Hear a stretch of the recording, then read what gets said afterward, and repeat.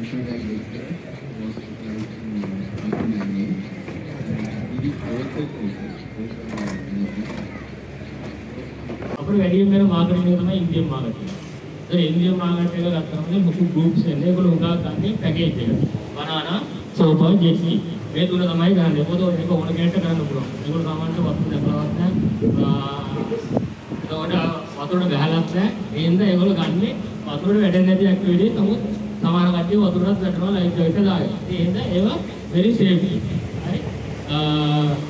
Fishing කියන subject එකේ 90ක් විතර අපිට වැඩිපුර එන්නේ රෂියන් මාකට්. දැන් පටන් ගන්නවා සීසන් එක රෂියන්ස් වෙන. ඒතර මේ ඉඳන් අප්‍රියල් වෙනකම් අපිට වැඩිම ෆිෂින් එන්නේ රෂියන් මාකට් එකෙන් තමයි. ඒතර රෂියන් කරන කවුරු හරි ඉන්නවා නම් ඒගොල්ලොන්ට ලොකු මේකක් තියෙන ඇක්ටිවිටි එකක් තමයි ෆිෂින් කියන්නේ.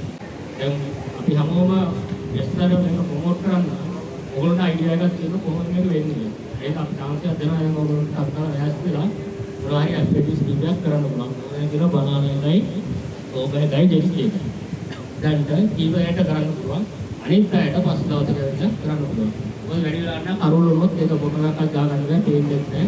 තාම බය වෙනවා අපි තත්කාල ඇක්ටිවිටිස් පටන් ගන්න ඉවරනට පස්සේ අපි කතා කරමු එතකන් නොකරන කට්ටියට සංග්‍රහයක් ලෑස්ති කරලා දුන්නොත් ඒක බුද්ධිය වෙන්න පුළුවන්.